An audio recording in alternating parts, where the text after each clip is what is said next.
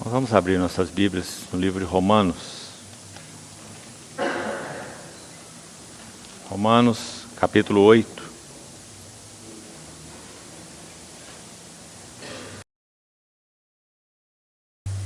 Romanos, capítulo 8, verso 26.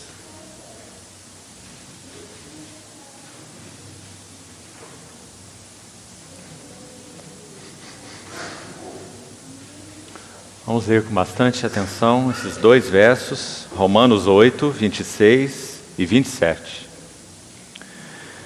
Também o Espírito, semelhantemente, nos assiste em nossa fraqueza, porque não sabemos orar como convém, mas o mesmo Espírito intercede por nós, sobremaneira, com gemidos inexprimíveis. E aquele que sonda os corações sabe qual é a mente do Espírito, porque segundo a vontade de Deus é que Ele intercede pelos santos. Irmãos, nesses 3 períodos que passaremos estudando juntos, meditando na Palavra de Deus, nosso encargo central será estudarmos algumas orações de Paulo no cárcere. E o que essas orações têm a ver com o eterno propósito de Deus em Cristo Jesus, por um lado, e por outro lado, o que essas orações têm a ver com o nosso chamado para a cooperação com Deus em seu eterno propósito. Temos entendido, queridos irmãos, que há uma extrema carência na Igreja de Deus de compreender esse equilíbrio entre a vontade eterna e soberana de Deus, uma vontade determinante. Deus estabeleceu as coisas antes de seu início. Ele tem no seu coração um propósito eterno. Em tantos textos a palavra de Deus é tão clara sobre isso. Mas, no desenrolar, e para que esse propósito eterno fosse cumprido, Deus estabeleceu que Ele iria trabalhar junto com o homem, e não sem Ele. Então, como já dissemos, 3 dias anteriores, em que estivemos juntos com um outro grupo de irmãos, essa linha fina carece de ser recuperada no seu equilíbrio divino. Quando nós nos desequilibramos, enfatizando apenas a verdade da soberania de Deus, às expensas da verdade, da responsabilidade do homem, nós caímos em um desequilíbrio fatal, em não respondermos aquilo que Deus, pelo Espírito, anseia fazer em nossos corações. Há muitos versos na Bíblia que nos dão base para essas duas verdades sublimes: a soberania de Deus e a responsabilidade do homem. Então, vamos estudar algumas orações de Paulo e ver como que nessas orações esses dois elementos estão em pleno equilíbrio. Agora, é claro que a finalidade não é acadêmica. Não estamos interessados em academicismo, não somos um seminário. Somos, pela graça de Deus, a sua casa, sua igreja, chamados para responder ao seu propósito eterno. Então, a finalidade é que nós, com a ajuda do Senhor, possamos ter as escamas de nossos olhos, se necessário, caídas, para que nós vejamos esse equilíbrio tão necessário, para que sigamos uma jornada equilibrada e firme, respondendo ao chamamento do Senhor. Então, há diversas orações de Paulo no Novo Testamento. E apenas esse fato em si, queridos irmãos, já é algo muito incomum. Não sei se você já pensou que quando escrevia cartas, hoje já não se faz mais isso, as cartas hoje a maioria são eletrônicas, mas quando nós mais velhos escrevíamos cartas, nós possivelmente nunca registramos uma oração nossa em alguma das cartas. Isso não é algo comum. Você pode até dizer para uma pessoa que você tem orado por ela, mas você não escreve na sua carta como que você ora, porque é a sua oração diante do Senhor. Mas No tesouro precioso da palavra de Deus, nós temos orações literalmente registradas. Paulo não apenas dizia que orava pelos Efésios, mas ele escreveu suas 2 orações por essa igreja. Ele não disse apenas que ele orava pelos Colossenses, mas ele escreveu a sua oração aos Colossenses. E por que isso é importante? Ora, se nós cremos que a Bíblia é a Escritura soprada por Deus, inerrante, inspirada, então nós temos que ter a certeza que essas orações foram feitas pelo Espírito de Deus através de um vaso chamado Paulo. E é exatamente isso que nós acabamos de ler em Romanos 8. Nós vamos voltar a esse texto e vamos devagar com ele para entendermos primeiro alguma coisa importante aqui, Romanos 8, 26 e 27, e então passarmos para a primeira oração que vamos compartilhar nessa noite e que tem então a finalidade, como já falamos, de trazer para nós essas 2 grandes verdades em equilíbrio. Deus em si mesmo não precisa de nada. Deus em si mesmo não precisa de ninguém.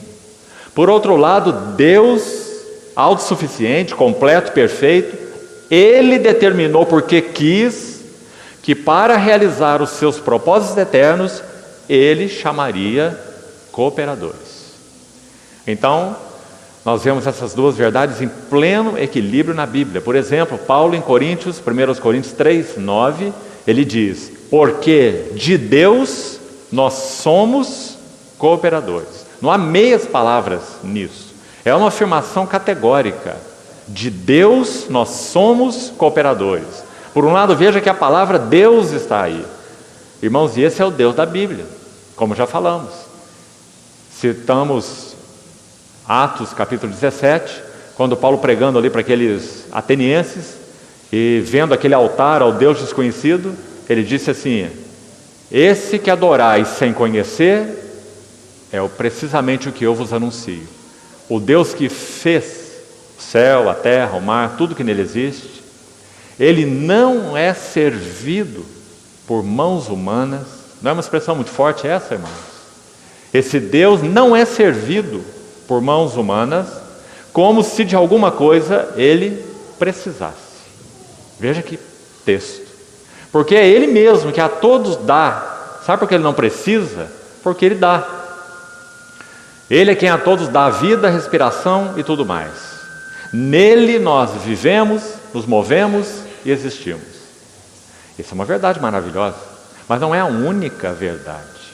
A outra verdade é que esse Deus que não precisa de nada e que a todos dá e que não é servido por mãos humanas, ele disse: façamos o homem à nossa imagem, conforme a nossa semelhança. E com qual finalidade? Temos Gênesis e Apocalipse para deixar isso claro para nós. E talvez possamos tomar essa frasezinha de 1 Coríntios 3,9 para resumir esse assunto tão grande da cooperação de Deus com o homem. Quando Paulo vai dizer: de Deus nós somos cooperadores. E lavoura de Deus, edifício de Deus, sois vós. Então, isso é inequívoco na palavra de Deus. O Deus eterno, santo, perfeito, completo, autossuficiente em si mesmo, ele chamou cooperadores porque quis. E quando ele chamou cooperadores, não chamou para que eles fossem fantoches, para que os manipulasse como aquelas bonecas em teatros, mas ele chamou cooperadores para que interagissem com ele. Hoje, se ouvirdes a sua voz, não endureçais os vossos corações. 3 vezes no livro de Hebreus, 7 vezes no livro de Apocalipse. Quem tem ouvidos, ouça o que o Espírito diz às igrejas. Por que o Senhor pede isso? Ele não precisava falar nada disso se a obra dele fosse unilateral. Ele vem a hora que quer, faz o que quer e como quer, porque ele é Deus. Então por que ele nos pede para ouvir, para responder, para nos humilharmos, para guardar sua palavra em nosso coração, para andarmos em base de fé na palavra que recebemos? Porque de Deus nós somos cooperadores. E de tal forma, irmão, essa verdade, esse equilíbrio é maravilhoso, que Deus não irá realizar o que no seu coração eterno ele determinou, sem a cooperação do homem. Aí poderíamos, à primeira vista, quando falamos isso, pensar assim: mas que coisa arriscada, que risco Deus correu. Mas se você conhece bem sua Bíblia, você vai ver que na verdade Deus não correu risco nenhum. Porque depois do Senhor Jesus realizar sua obra completa na cruz do Calvário, ressuscitado, ascenso, entronizado, Ele recebe do Pai uma promessa, que é descrita no Velho Testamento em muitos livros como sendo a esperança da nação da aliança. Jeremias fala sobre ele, Ezequiel fala sobre ele, Joel fala sobre ele, Abraão é citado em Gálatas como alguém que recebeu essa mesma promessa. Então, é dito que o Senhor Jesus, após a sua entronização, Ele recebe do Pai a promessa, não diz uma promessa, a promessa do Espírito. E o que Ele faz segundo esse texto? Atos capítulo 2. Ele derrama aquilo que Ele recebeu. Derramou isto que vedes e ouvis. Então os irmãos veem onde Deus colocou a sua confiança, quando chamou o homem para cooperar com Ele nos seus propósitos eternos. Também não vamos perder isso de vista, para não cairmos em desequilíbrio. Deus colocou a sua confiança no seu Espírito derramado. Então em Tiago capítulo 4, por exemplo, o autor, Tiago, vai dizer assim, Tiago 4, versículo 5, ele diz: ou supondes que a Escritura afirma em vão, é com ciúmes que por vós anseia o Espírito, que Ele fez habitar em vós. Então, na verdade, a confiança do nosso Senhor Jesus, exaltado à destra de Deus, é no Espírito que Ele derramou. Esse Espírito que pleitearia conosco, e como Ele pleiteia conosco. Convence do pecado, da justiça, do juízo, regenera, ilumina, revela, transforma, forma Cristo em nós. Quantos aspectos da obra do Espírito Santo que o Novo Testamento vai nos ensinar. Não é precioso isso? A confiança do Senhor Jesus está no seu próprio Espírito. Mas, amados, ainda assim, esse trabalho do Espírito Santo em nós é um trabalho de cooperação. Precisamos ter isso muito claro dentro de nós. Porque erramos tanto quando não entendemos isso. Procrastinamos, deixamos os assuntos para amanhã. Contamos levianamente com a graça de Deus. Deixamos de responder aquilo que Ele nos tem requerido. Deixamos de tratar pecados, de tratar aspectos, quem sabe, de carne, de ego, de mundo, que o Espírito Santo tem pelejado com nossas vidas para deixar claro, lançando luz, nos convencendo, e nós tardando, resistindo. Não, Deus é bom, um dia vai acontecer, um dia eu vou chegar lá, um dia Ele me liberta, um dia isso, um dia aquilo. E deixamos de responder aquilo que o Espírito Santo tem feito com tanto zelo em nossas vidas. Se isso tem sido assim, que estejamos claros. Nós seremos uma obra inacabada. Irmão, o Senhor Jesus falou isso de muitas maneiras. Você se lembra, por acaso, de Lucas capítulo 9? Quando Ele está falando sobre não salvação. Salvação, justificação, isso é de graça. Nós somos justificados exclusivamente pela graça, por meio da fé. Esses são os pilares, esse é um dos pilares da nossa confissão de fé. Mas nós não estamos falando nada disso aqui, nada de justificação.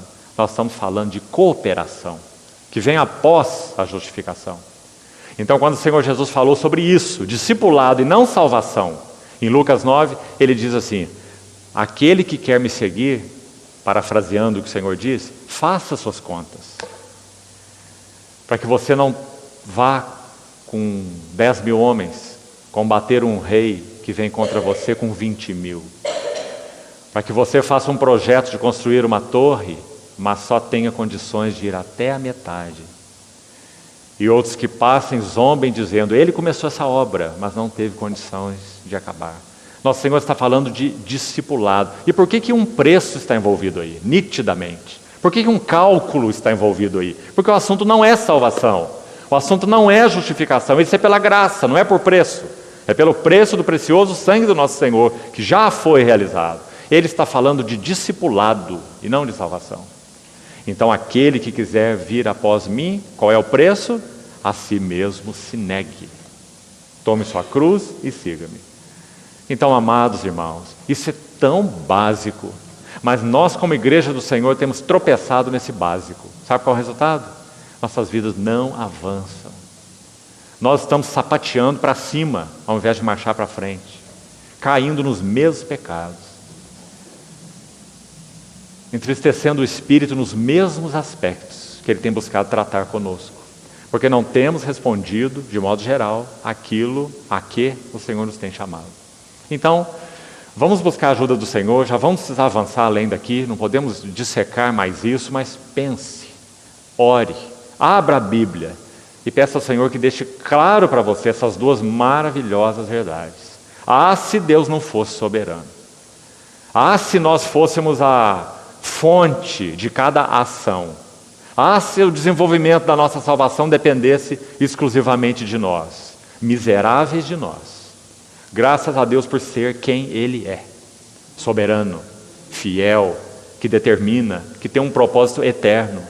Mas, lembre-se, esse mesmo Deus disse que não executaria seu propósito eterno sem colaboradores. De Deus, nós somos cooperadores. Então, se é assim, qual é a nossa responsabilidade? Vamos buscar então, com a ajuda do Senhor, examinar algumas dessas orações de Paulo na prisão. Uma das coisas, antes de voltarmos aqui a Romanos 8, os 2 versos que lemos, uma das coisas lindas sobre essas orações, queridos irmãos e irmãs, é que o corpo de Paulo estava preso. Sem dúvida, de alguma maneira, a alma de Paulo sentia certamente essas aflições de estar ali limitado naquele cárcere, mais de uma vez. O primeiro, em Roma durante 2 anos, como termina o livro de Atos. Numa casa que ele mesmo alugou, mas não tinha liberdade, senão de receber pessoas. Estava ali escoltado, guardado por soldados romanos. 2 anos nessa casa que ele alugou. Mas, bendito seja Deus, seu espírito estava em tal comunhão com Deus. E podemos dizer, galgando alturas tão preciosas em espírito, que ele nos dá 4 cartas. Sendo que uma delas em particular, na verdade todas as 4, mas uma delas em particular é reconhecida por basicamente todos os irmãos que amam a palavra, como sendo a carta mais elevada do apóstolo Paulo. Efésios. E também nos deu Colossenses. E também nos deu Filipenses. E também nos deu Filemon. 4 epístolas da prisão. Que maravilhosa. O que seria de nós, igreja, sem essas 4 epístolas? Efésios, Colossenses, Filipenses e Filemon. Então, Romanos 8, 26, o texto que nós vemos no início. Vamos, antes de entrar nessas orações, estudar alguma coisa importante aqui juntos. Até o verso 25 do capítulo 8 de Romanos, Paulo já colocou muita coisa sobre o maravilhoso propósito eterno de Deus. Ele começa o livro de Romanos, caminho contrário do livro de Efésios, da Epístola aos Efésios. A Epístola aos Romanos começa, digamos, da necessidade do homem e vai até a glória de Deus. Você vai ver a glória aparecer aí no capítulo 8 algumas vezes.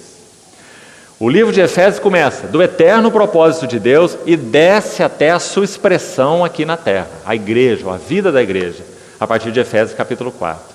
Então, Romanos 1 a 8, Paulo já falou muito sobre o eterno propósito de Deus. Ele tomou homens perdidos, Romanos 1 a 3, não há nenhum justo, não há sequer um.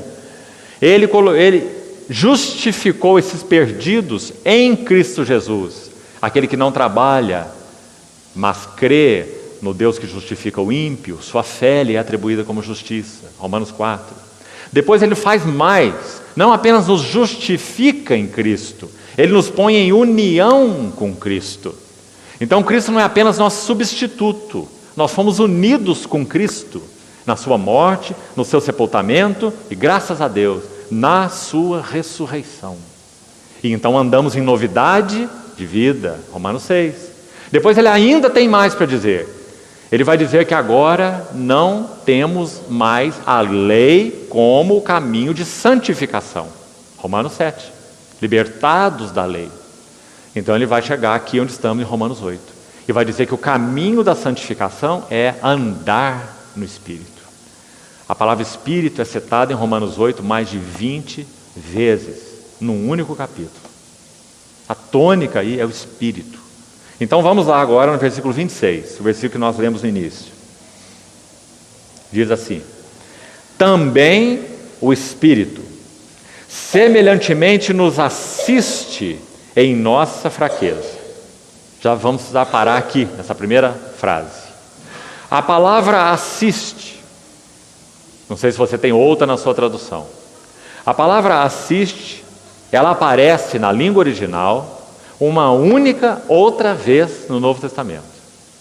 Irmão, e é importante estudar esses detalhes, porque através de uma menção, o Espírito Santo lança luz sobre outra menção. Então, para entender o significado de uma palavra aqui, muitas vezes nós precisamos de ver a mesma palavra ali, para um texto lançar luz sobre outro texto. Nosso Senhor já disse isso através do lábio de Isaías, que assim seria a sua palavra. Isaías 28:10 diz assim: a palavra do Senhor vos será preceito sobre preceito, regra sobre regra, um pouco aqui e um pouco ali. Então, quando nós tomamos esse pouco aqui, o Espírito Santo semelhantemente nos assiste. E então sabemos que essa palavra na língua original só aparece outra vez no Novo Testamento. Precisamos muito buscá-la para vermos o que é Ele nos assistir. Porque você sabe que essa palavra em português, ela tem dois sentidos. Um sentido é ativo, outro sentido é passivo.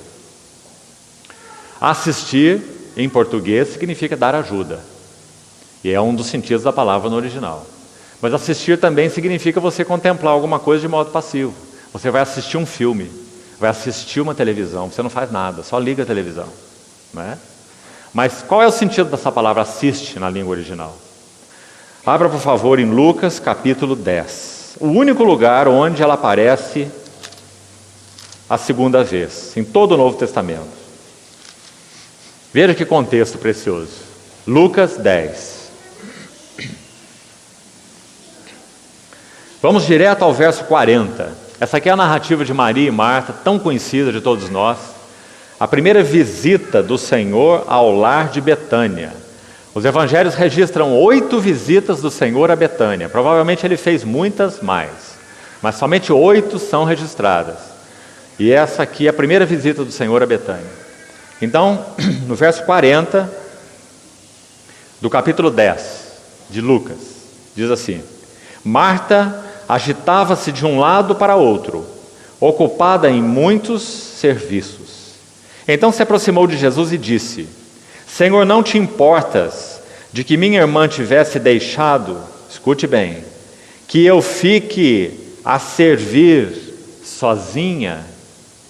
Ordena-lhe, pois, que venha ajudar-me. Aí está a palavra. Essa palavra na língua original, traduzida aqui por ajudar-me, é a mesma palavra de Romanos 8:26. Também, semelhantemente, o Espírito nos ajuda em nossa fraqueza. Mas o que mais que nós temos nesse texto, além de entendermos que essa palavra significa ajuda? Veja que contexto mais interessante, irmãos, e importante. O que Marta estava fazendo? O que o texto diz, que acabamos de ler? Ela estava servindo como?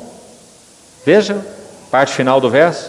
Ela diz: Senhor, não te importas de que minha irmã tivesse deixado que eu fique a servir sozinha? Então ela diz: ordena-lhe, pois, que venha ajudar-me. É exatamente esse o sentido mais estrito dessa palavra usada em Romanos 8:26. Por que o Espírito Santo nos ajuda? Por que o Espírito Santo nos dá suporte? Porque nós não podemos servir sozinhos. Mas essa é metade da verdade. A outra metade, e agora escute com muito cuidado, porque nós estamos falando com toda a reverência. Deus é Deus, o Espírito Santo é Deus. Mas por causa do que Ele determinou fazer usando vasos humanos, então o outro lado da verdade também é verdadeiro. Porque Ele quis que fosse assim. Ele quis se autolimitar. Então nós também podemos dizer: o Espírito Santo não pode, não vai servir sozinho. Ele pode em si mesmo? Pode. Ele é o Deus Todo-Poderoso. Mas ele não vai, porque Deus não determinou dessa maneira. Deus determinou fazer com colaboradores. E é para isso que nós fomos chamados. Então esse texto lança muita luz sobre essa palavrinha assiste. Para que nós não sirvamos sozinhos. Não podemos. Mas também bendito seja Deus. O Espírito Santo não quis fazer sozinho. Ele não quer servir sozinho. Então ele foi enviado para vasos. Da qualidade nossa. Nós sabemos qual é a qualidade nossa, não é? Tem muitos textos que falam da nossa qualidade. Efésios 1, por exemplo, nós estávamos mortos em delitos e pecados. Nós andávamos segundo o curso do mundo. Fazíamos a vontade da carne e dos pensamentos. Esses são os que ele chamou. Então ele coloca em Cristo, trata com toda essa alienação deles, o pecado, a carne, o mundo, o ego, a condenação, o diabo.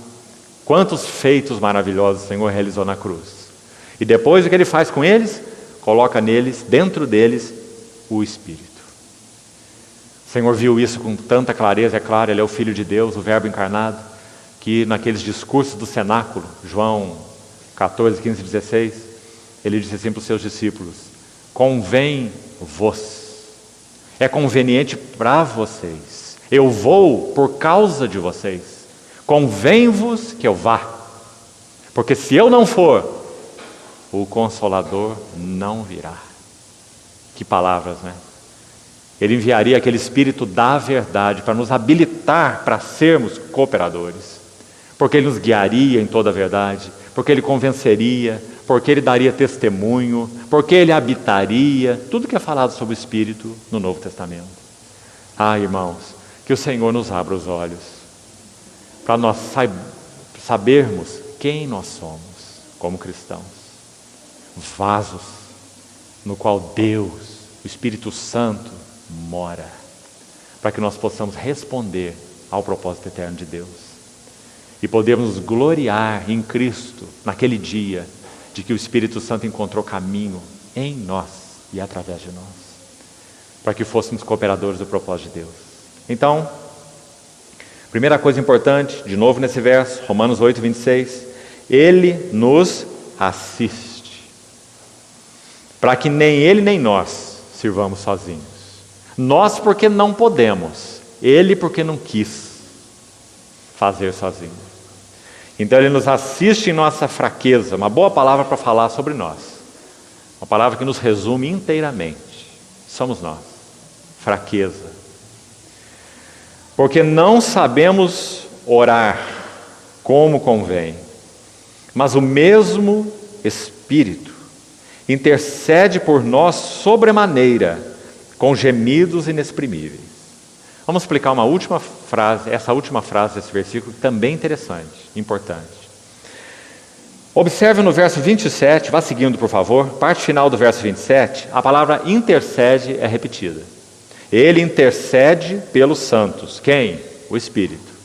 Observe essa palavra de novo no verso 34, veja aí logo à frente. Agora se refere ao Senhor Jesus, e não ao Espírito.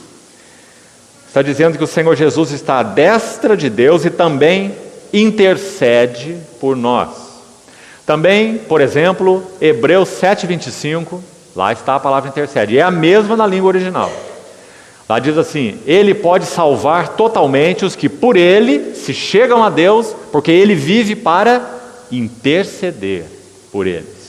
Então essa palavra interceder lá de Hebreus 7, 25, aqui de Romanos 8, 34, a intercessão de Cristo, aqui em Romanos 8, 27, a intercessão do Espírito, não é a mesma da palavra intercede no verso 26.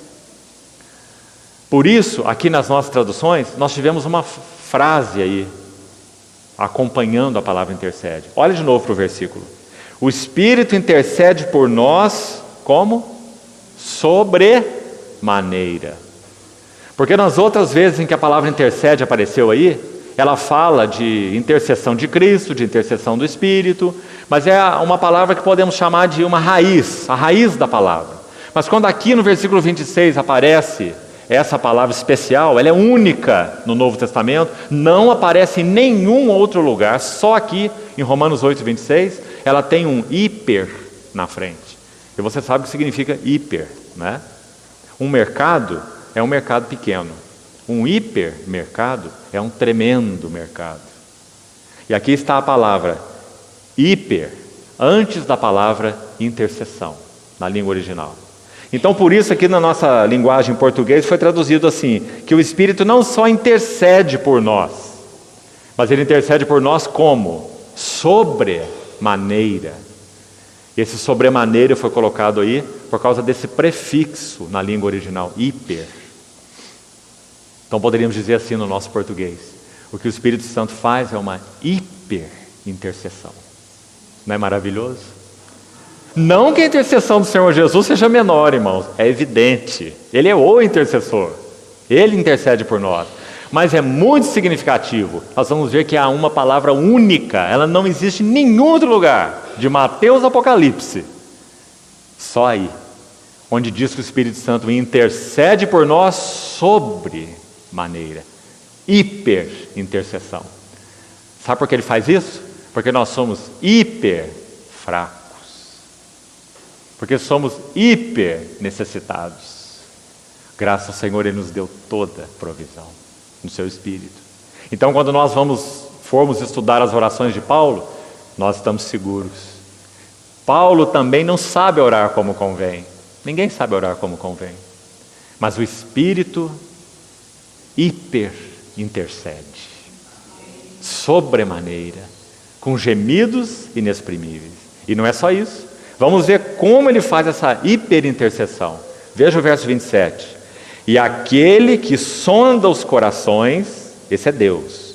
Ele sabe qual é a mente do Espírito, porque é segundo a vontade de Deus, que ele intercede pelos santos. Agora, como já explicamos, a palavra intercede aqui é outra. É aquela raiz sem o hiper, né? Graças ao Senhor, porque nós temos essa intercessão maravilhosa do Espírito. E é uma intercessão focada. O Espírito Santo não se distrai. Quando nós estamos orando por coisas menores, não que não devamos orar por elas, nosso Senhor nos ensinou a orar até pelo pão, e o pão de cada dia. Mas quando estamos orando de uma forma distraída, que não confere, que não responde ao propósito de Deus, então o Espírito Santo é aquele que toma o assunto em suas mãos, alinha, regula, corrige, para que aprendamos a orar junto com o único que sabe orar, o Espírito Santo. Isso também precisa ficar claro para nós. Nunca saberemos orar. Todas as vezes que vamos orar, só há uma possibilidade: orar no Espírito. Você lembra de Efésios 6, verso 18? Orando em todo o tempo no Espírito. E para isso vigiando com súplica por todos os santos, Paulo fala. Porque é só Ele que é o orador, com O maiúsculo, o Espírito Santo. Então, graças ao Senhor, Ele está aí, morando na sua igreja, para que nós aprendamos a orar, como convém, com Ele, sendo cooperadores dEle. Mas, amados irmãos, o assunto que mais se interpõe em nossas vidas, na oração pessoal e, ouça bem, na oração corporativa da vida da igreja, é nossa própria carne. O Espírito milita contra a carne contra o Espírito. Se não permitirmos que o trabalho da cruz vá mais fundo, mais fundo, mais fundo em nós, nunca seremos cooperadores do Espírito, nem na oração e nem em nada. Porque não estaremos nesse curso que só Ele pode dar no que concerne o chamamento de Deus, ao propósito de Deus. Então, essas coisas compreendidas, vamos à primeira oração que temos o encargo de estudar. Efésios capítulo 1. Paulo escreve 2 orações nessa epístola aos Efésios. Em Efésios capítulo 1, vamos ver desde o verso 15. Nós vamos ver a primeira oração com essa certeza, essa convicção. Quem está orando aqui é o Espírito através do vaso humano, Paulo. Paulo e o Espírito são um, graças ao Senhor. Para que o Espírito Santo interceda por nós, ele intercede através de vasos. Ele chama cooperadores para o seu propósito. Então, no verso 15 diz: por isso, também eu, tendo ouvido a fé que há entre vós no Senhor Jesus e o amor para com todos os santos, não cesso de dar graças por vós nas minhas orações, para que, agora começamos a oração, agora ele vai descrever, registrar a sua oração e pelo que ele ora. Então vamos com cuidado aí. Para que o Deus de nosso Senhor Jesus Cristo, o Pai da glória, vos conceda espírito de sabedoria e de revelação no pleno conhecimento dele. Aqui nós já temos algo importante. Orando pelo Espírito, Paulo está chamando Deus de Pai da glória. É uma expressão curiosa. Você sabe que ela não é comum nas Escrituras. Qual é o significado de Deus o Pai como sendo Pai da glória? O que a Bíblia quer dizer com isso? Paulo ora ao Pai da glória. O que isso significa? Significa que Deus o Pai, Ele é o arquiteto, o originador, o planejador de uma eterna cena de glória. Ele planejou isso antes de criar qualquer coisa, um átomo que seja. O Pai eterno planejou no seu coração uma eterna cena de glória. Pense assim. E essa eterna cena de glória, lá na sua mente eterna, quando nada ainda estava criado, ela tem um centro. O centro da cena de glória é o seu Filho. Esse é o propósito eterno de Deus. Não é a igreja. A igreja participa, mas ela não é o foco. O propósito de Deus é que Cristo tenha toda preeminência e tenha toda primazia. Por isso ele é chamado de Pai da glória. A ideia aqui, se você estudá-la, você vai ver, é exatamente a que falamos. É que o Pai eterno planejou uma cena de glória com seu Filho glorioso como sendo o centro. Então aqui já aconteceu no versículo 10 do capítulo 1, se você quiser conferir aí, de Paulo dizer que o propósito de Deus é fazer convergir. Uma palavrinha especial aí também na língua original que é usada. Significa juntar as coisas que estavam espalhadas, uma aqui, outra lá, outra aqui atrás. Junta todas essas coisas, reúne essas coisas e coloca essas coisas debaixo de um único cabeça. Que palavra bonita que o Espírito Santo usou aí na língua original. Colocar coisas espalhadas, desagregadas, reunindo-as debaixo de um único cabeça. Esse é o propósito de Deus. Convergir nele, em Cristo, todas as coisas, tanto as do céu como as da terra. Irmão, isso foi o que Deus planejou eternamente no seu coração. Isso não terá erro. Os seus planos não podem ser frustrados. Mas bendito seja Deus, nós fomos chamados, por incrível que isso possa parecer, para cooperarmos com esse propósito eterno. Não é muito para nós, irmãos? Ouvir de Deus que Ele não quer fazer e não fará sem vasos humanos. Abrir as páginas do Novo Testamento e ver o Espírito Santo pleiteando por vasos, chamando vasos, trabalhando em vasos, falando à sua igreja: ouça a minha voz, respondam a minha palavra, avancem de acordo com o que eu tenho falado. Não é impressionante? Porque Ele poderia fazer de outra maneira, sem contar conosco. E sabe que isso é uma coisa que nós nunca descobriremos a resposta do porquê que Ele quis assim, quem sabe só quando estivermos diante dEle. Por que que Ele quis fazer dessa maneira? Se Ele nos pusesse de lado e fosse à frente, fizesse tudo sozinho, seria muito, muito, muito mais bem feito. Mas Ele não quis assim. Ele quis fazer junto conosco. E esse é o privilégio nosso. Nos deu todo equipamento para isso. Em Cristo e pelo Espírito que veio habitar em nós. Então, vamos seguir. Pai da glória. Quem sabe seria bom nós lermos um texto só sobre esse assunto, Pai da glória. Entendemos bem o que isso quer dizer. Abra sua Bíblia, por favor, em 2 Tessalonicenses. Segunda Epístola de Paulo aos Tessalonicenses. Capítulo 1. Vamos ler com bastante atenção. Segundo aos Tessalonicenses 1, vamos começar no verso 9. Estes aí são aqueles que não creram no Evangelho.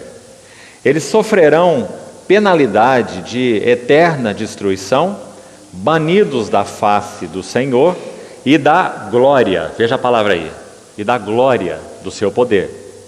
Verso 10: quando ele vier para ser glorificado nos seus santos. Por isso o Pai é o Pai da glória. Aqui tem um extrato condensado do que ele planejou no seu coração eterno fazer no seu Filho. Quando ele vier, seu Filho, para ser glorificado nos seus santos e ser admirado em todos os que creram naquele dia, o dia da sua vinda, porquanto foi crido entre vós o nosso testemunho. Agora ouça: por isso também não cessamos de orar por vós. Aqui está mais uma oração de Paulo. Como falamos, são várias. E veja o que ele diz: para que o nosso Deus vos torne dignos. Está vendo, irmãos? Se dependesse, se ele quisesse que fosse dependente exclusivamente dele, então ele não precisava fazer nada em nós. Ele faria sozinho. Mas ele enviou seu Espírito para habitar em nós, para trabalhar em nós, para nos tornar dignos. Sabe o que significa a palavra digno? Não é merecedor. Não. Digno é harmônico, sincrônico. Ele trabalha em nós para nos tornar harmônicos com seu propósito eterno. Porque nós em nós mesmos somos discordantes do seu propósito eterno. Assim éramos por natureza. Então ele nos pôs em Cristo, nos deu seu Espírito, e o Espírito está formando Cristo em nós para nos fazer harmônicos, dignos. De quê? Veja aí, da sua vocação ou do seu chamado. E cumpra, realize com poder todo propósito, olha a palavra aí, todo propósito de bondade e obra de fé. Veja para quê, no verso 12, a fim de que o nome de nosso Senhor Jesus seja, de novo, glorificado. Porque Ele é o Pai da glória. Ele planejou essa cena de glória, que tem o seu amado Filho no centro. Tudo que Ele quis fazer quando disse, haja luz, houve luz. Quando no princípio criou os céus e a terra, primeiro. Depois quando disse, haja luz, houve luz, restaurou todas as coisas. Quando pôs o homem ali, naquele jardim, tudo que Ele quis fazer quando fez essas coisas, nós temos descrito aqui em um versículo, resumido, condensado. Esse propósito de bondade e obra de fé, a fim de que o nome do nosso Senhor Jesus seja glorificado em vós e vós nele, segundo a graça do nosso Deus e do Senhor Jesus Cristo. Olha o capítulo 2 dessa mesma carta. Veja o verso 13, o que diz: entretanto, devemos sempre dar graças a Deus por vós, irmãos, amados pelo Senhor. Por isso que Deus vos escolheu desde o princípio para a salvação, pela santificação do Espírito e fé na verdade. Agora escute o verso 14. Por que Ele nos elegeu? A palavra elegeu aparece aí no verso 12. Ele nos escolheu. Não partiu de nós, não houve mérito em nós, não havia justiça em nós. Ele nos escolheu livremente, pela sua graça. Mas para quê? Verso 14. Para o que também vos chamou, mediante o nosso Evangelho, para alcançar a glória de nosso Senhor Jesus Cristo. Que verso, irmãos! Nós fomos chamados para alcançar a glória do nosso Senhor. Grande chamamento. Você sabe que glória significa, fala de caráter, de nome. Glória é o que o Senhor é. Glória é o que Deus é.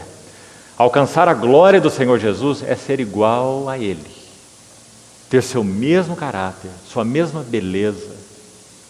Tudo que Ele expressa do que Deus é, nós também fomos chamados. Esse é o Pai da glória. Então, voltando ao livro de Efésios, Paulo diz Verso 17, que o Deus do nosso Senhor Jesus Cristo, o Pai da glória, Ele vos conceda. Então, como nós falamos, se Deus, o Pai, tem esse propósito de glória no seu coração, o que nós precisamos? A oração vai dizer, para que possamos cooperar, não é? Com o Espírito Santo, alinhados com esse propósito. O que é necessário? Primeiro, final do verso 17, Ele vos conceda espírito de sabedoria e de revelação, no pleno conhecimento dele. Graças a Deus, o Espírito Santo é espírito de revelação. Graças a Deus, as palavras da Bíblia não ficarão só na Bíblia. Graças a Deus, o Espírito Santo descortina, traz as palavras da Bíblia como reveladas, impressas no nosso espírito. Isso faz toda a diferença. Nós não andamos com um manual de doutrina debaixo do braço. O Espírito Santo revela.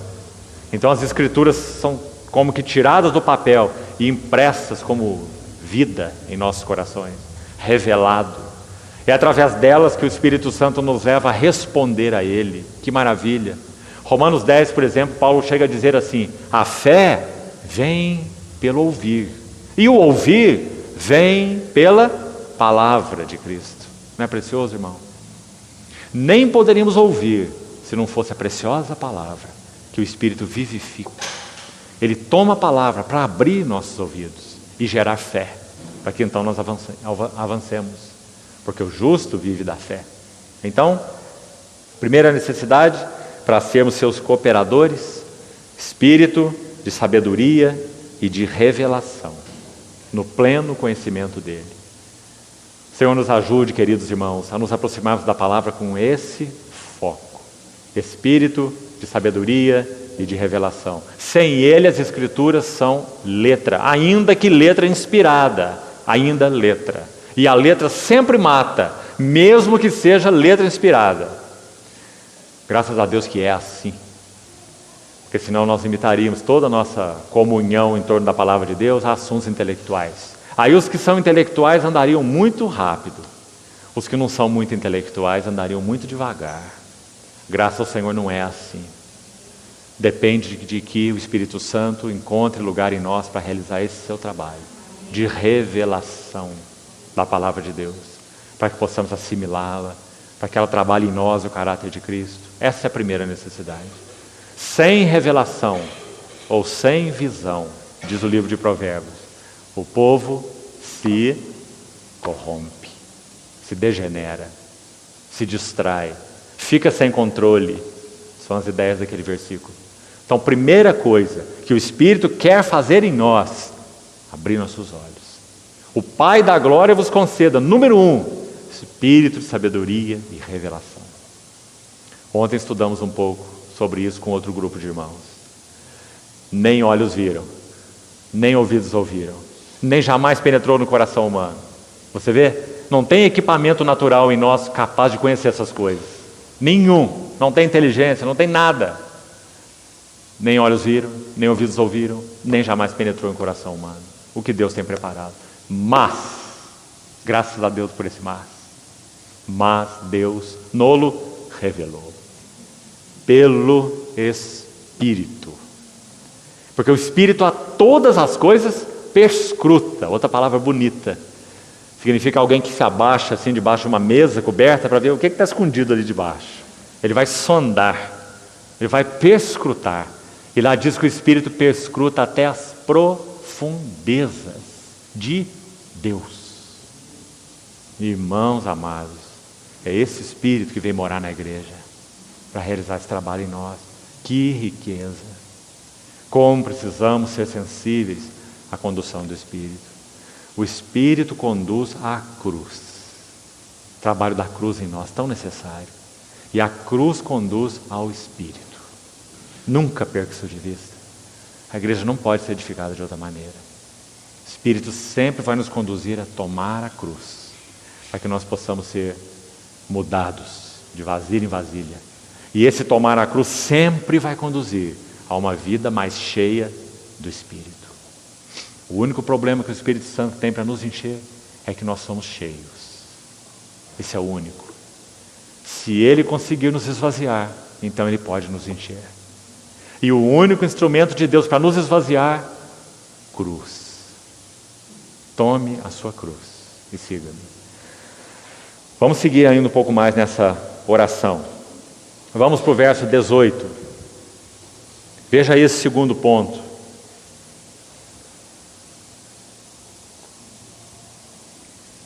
Iluminados os olhos do vosso coração. Vamos lembrar mais um verso apenas para ilustrar isso. Mateus 13, quando nosso Senhor fala assim para os seus discípulos: bem-aventurados são os vossos olhos, porque veem, e os vossos ouvidos, porque ouvem.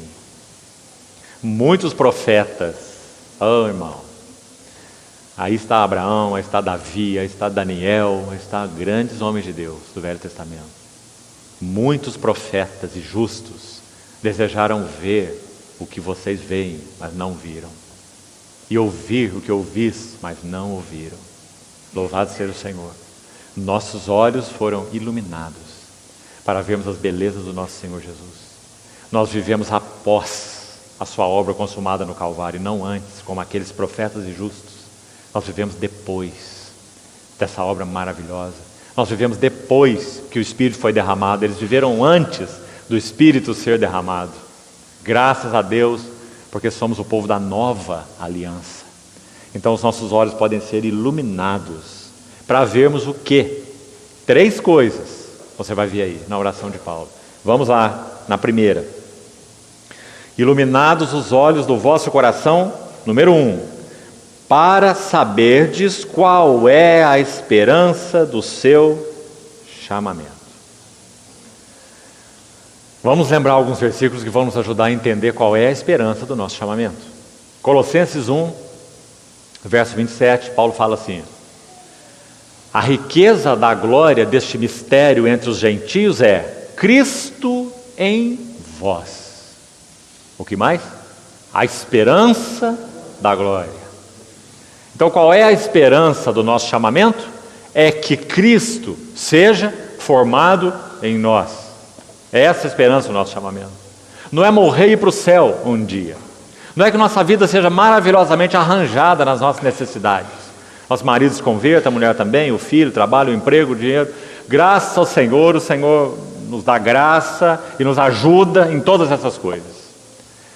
Mas essas coisas precisam ser alinhadas com a esperança da nossa vocação. E a esperança da nossa vocação é que Cristo seja formado em nós. Essa é a esperança do nosso chamamento. Tudo aquém disso é menor, diante do propósito de Deus. Então, primeiro, esperança do seu chamamento. Segundo, riqueza da glória da sua herança nos santos. Precisamos muito devagar aqui também nessa expressão. O Velho Testamento, vamos colocar assim, preste atenção para você compreender. O Velho Testamento pode se dividir com o livro de Ruth. O livro de Ruth é o meio do Velho Testamento. Por quê? Se você ler a última palavra do livro de Ruth, a última palavra daquele livrozinho de 4 capítulos, a palavra é Davi. Ruth foi a bisavó de Davi. Com Davi, o Senhor começa uma nova era na nação de Israel. Você sabe, ele é o homem segundo o coração de Deus. Ele ocupou o lugar de Saul. Os 2 foram ungidos por Samuel. Um segundo o desejo do povo, Saul. Outro segundo o desejo do coração de Deus, Davi. Então em Davi, Deus tem o Reino Unido de Israel. Então toda uma nova fase começa. O livro de Ruth vai dividir o Velho Testamento aí, ao meio. Antes de Davi, nós temos esse trato de Deus com vários homens, até Davi, até o reino. Então podemos dizer assim, escute bem, desde Abraão, em Gênesis, até Davi, o que nós temos? Nós temos um povo olhando para uma terra. Em resumo, é isso que o Velho Testamento tem para nos ensinar. De Abraão até Davi, o povo está olhando para uma terra, Canaã. E está dizendo assim, é a terra da nossa herança. Mas não vieram a possuí-lo, entraram nela com Josué, muito antes de Davi. Mas não a possuíram. Entraram nela, mas não a possuíram. Até Davi.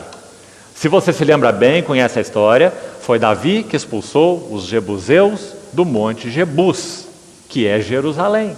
E estabeleceu a cidade de Davi, que fala do seu reino.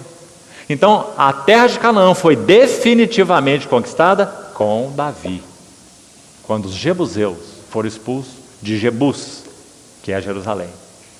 Então, se isso é assim, até Davi, de Abraão a Davi, o povo estava olhando assim, a nossa herança. Entraram com Josué, repetindo, mas não possuíram, até Davi. Mas a partir de Davi, digamos que agora a página é invertida, virada. Através de Davi, o reino estabelecido, Deus obtém então o que seu coração desejava, a sua herança, a herança de Deus. Então olha que interessante a Bíblia usar duas frases, você já vai entender isso melhor. Olha por favor o versículo 14 do capítulo 1 de Efésios. Diz que o Espírito Santo da promessa, assim termina o verso 13, selados com o Espírito Santo da promessa, escute, o qual, o Espírito Santo é o penhor da, como diz aí? Nossa herança. Agora, o verso que acabamos de ler, da oração de Paulo, vamos lá, verso 18, parte final, diz, qual é a riqueza da glória da sua herança nos santos? Você está vendo que são duas heranças? Concorda, irmão? No versículo 14, nossa herança. No versículo 18, sua herança. A herança de Deus nos santos. Deixa aí esse capítulo de Efésios marcado, mas abra comigo, por favor, rapidamente, no Salmo 78. Vamos entender isso aqui. Salmo 78.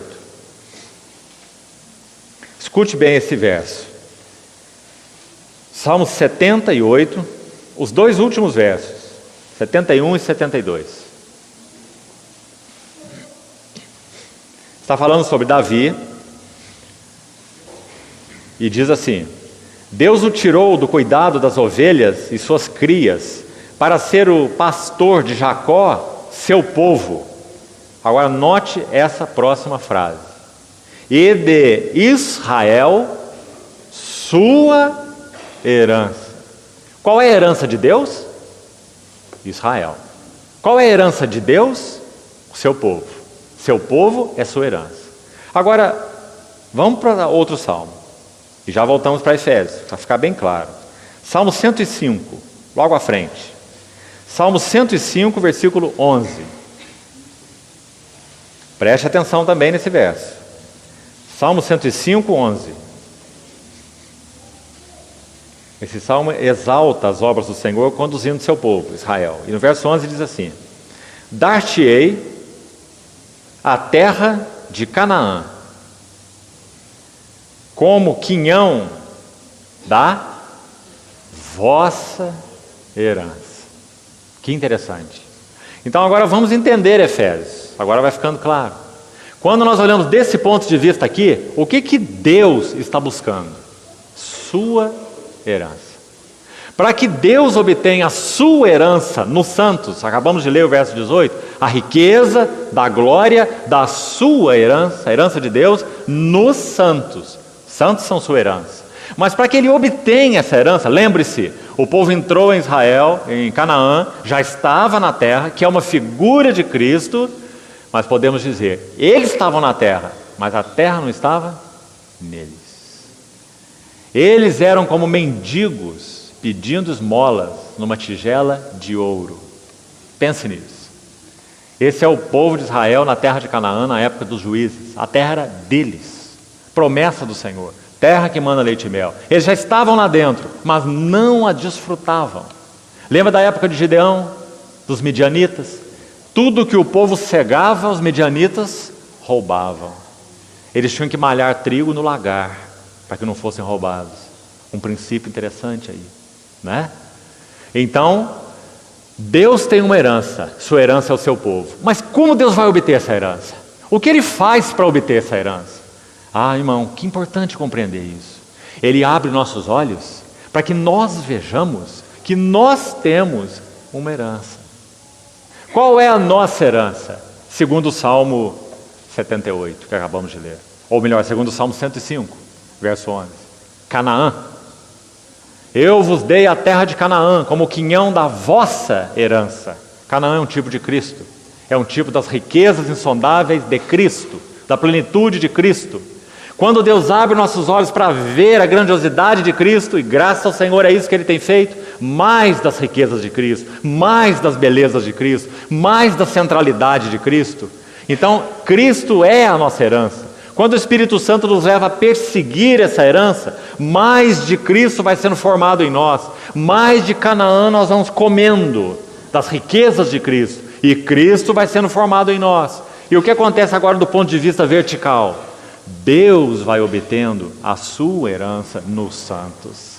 Porque qual é a herança de Deus nos santos? É Cristo formado nos santos. Porque a herança de Deus é Cristo. Tudo que Deus se interessa é por Cristo. Ele é o Filho amado em quem o Pai se compraz, só nele. Mas bendito seja Deus, esse que o Pai se compraz, nos foi dado como nossa herança. Ele é a nossa herança. E o Espírito Santo nos foi dado para que nós persigamos essa herança. Amado irmão, isso explica muita coisa na nossa vida cristã. Isso explica por que nós não nos contentamos com menos do que Cristo.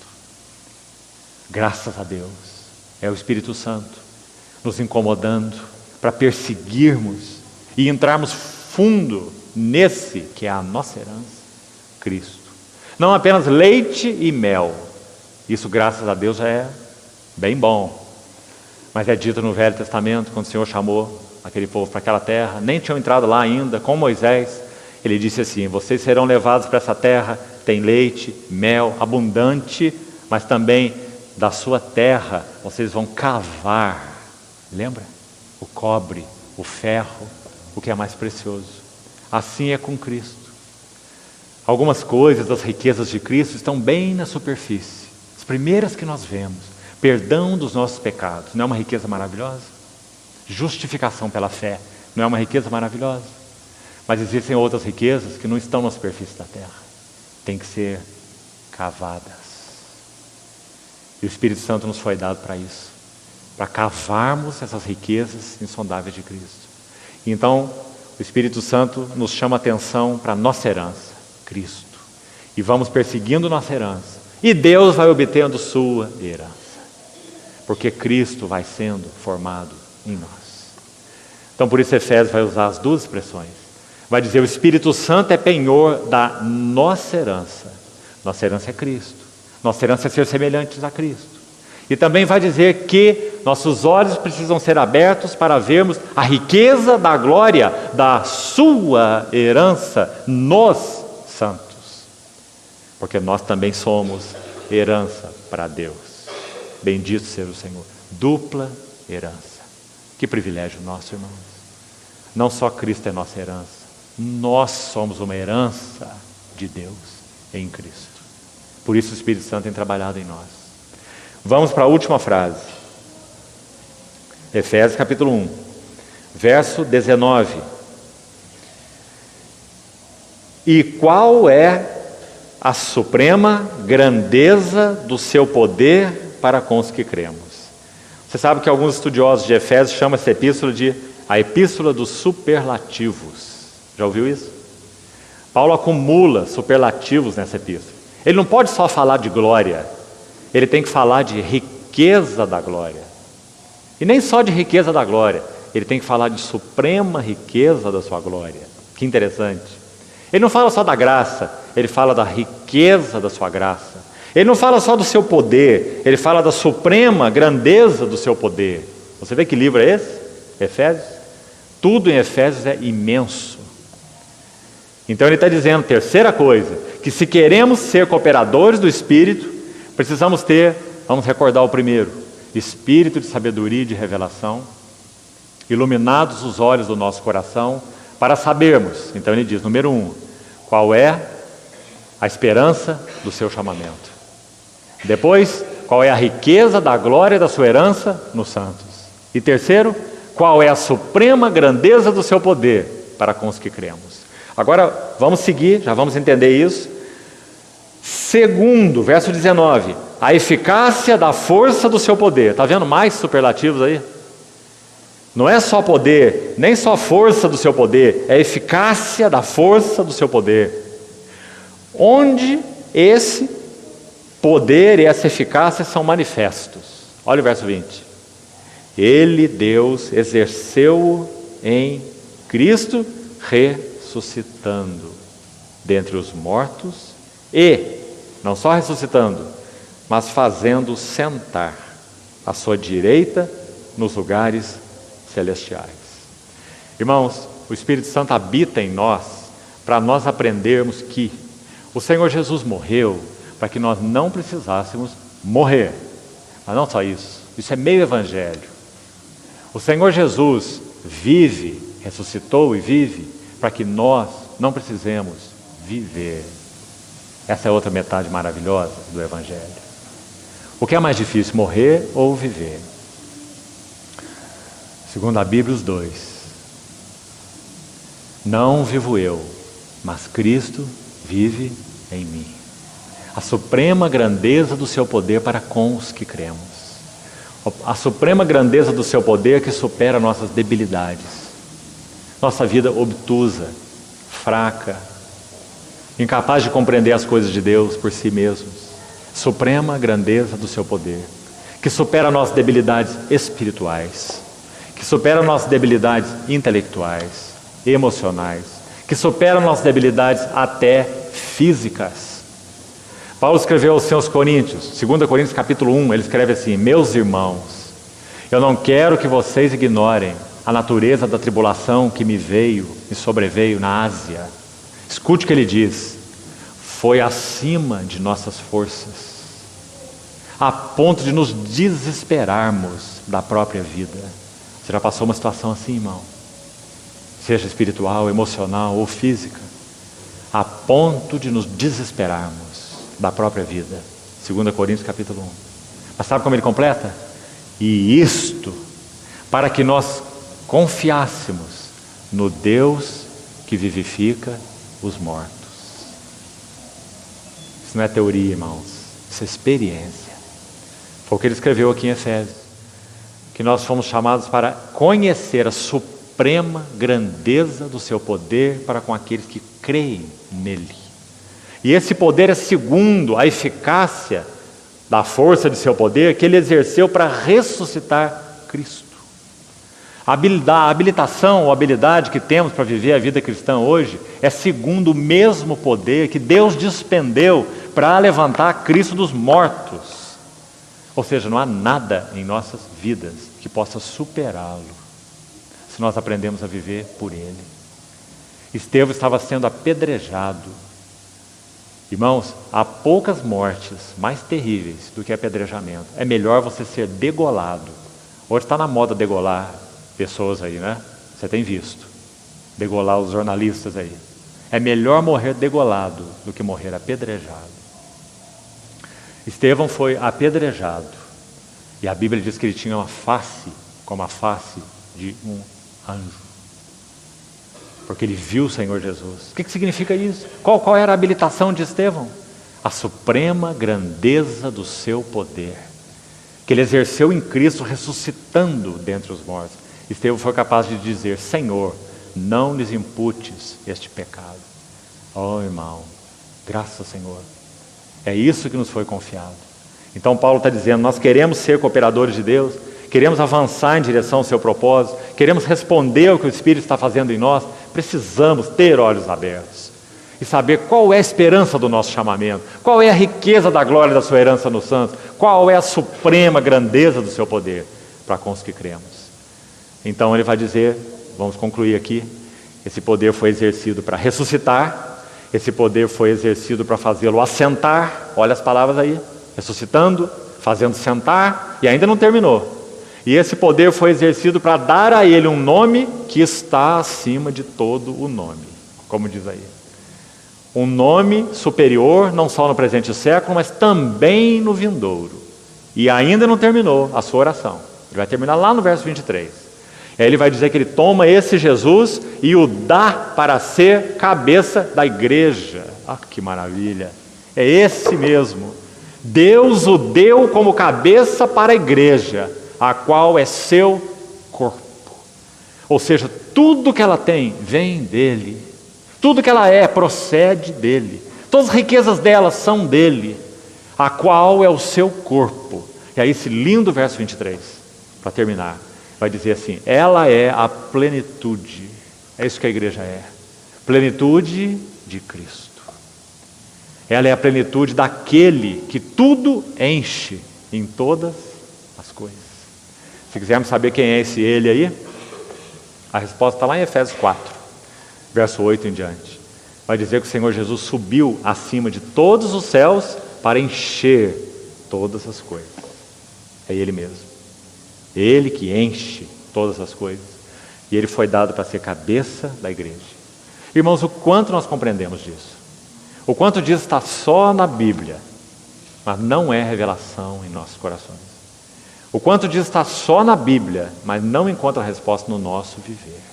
Nem nas nossas orações, nem na nossa conduta, nem em nosso testemunho.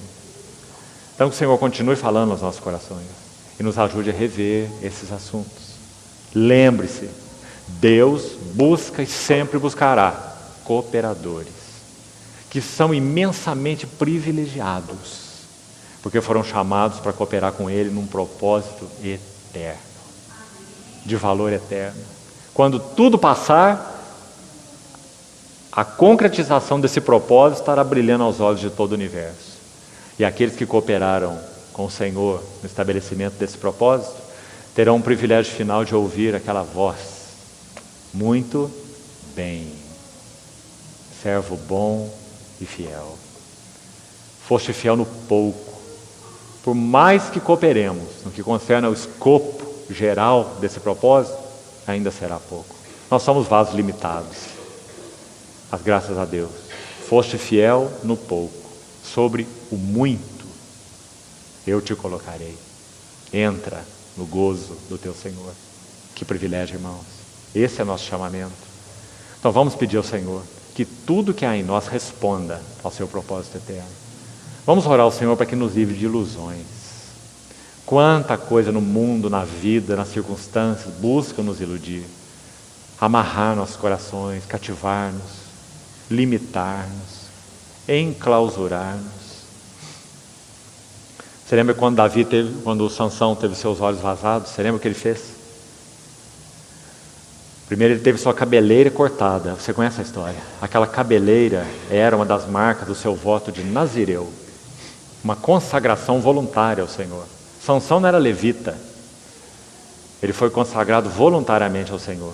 Então aquela cabeleira fala de sua consagração, chamado para se entregar ao propósito de Deus, e o fez voluntariamente. Quando a cabeleira foi cortada, os olhos foram vazados. Muito interessante essa relação. Quando nós perdemos a nossa consagração, nós perdemos a nossa visão. Então ele teve a cabeleira cortada e os olhos furados. Mas a tragédia ainda não terminou. Ele foi amarrado em um moinho, fazendo um trabalho de animal, de besta, rodando o moinho em círculos. Ou seja, girava em círculos e não ia para lugar algum. Quando perdemos a consagração, perdemos a visão e perdemos o propósito. Por isso é tão necessário que o Espírito Santo abra os nossos olhos para vermos de novo esses assuntos. Cada um de nós que é habitado pelo Espírito Santo foi chamado para ser um cooperador de Deus. Não tem cooperador de segunda classe, nem de terceira, nem de quarta, porque o Espírito Santo habita em nós. Mas existe respostas e falta de respostas. Então que o Senhor nos ajude a respondermos ao que Ele tem nos chamado em Cristo, irmãos, com todo o nosso coração. Vamos orar. Senhor, confiamos a Ti mais uma vez nossas vidas, suplicamos Tua bondade, benevolência, longanimidade sobre nós e pedimos ao Senhor que desperte tudo que há em nós para Ti.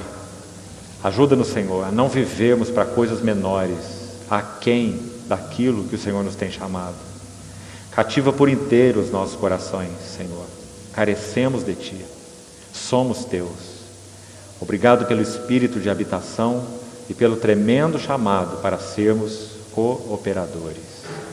Glorifica teu nome em nossas vidas e encontra caminho em nós, Senhor, e também através de nós, para a edificação da tua casa. Te pedimos, em nome do Senhor Jesus. Amém.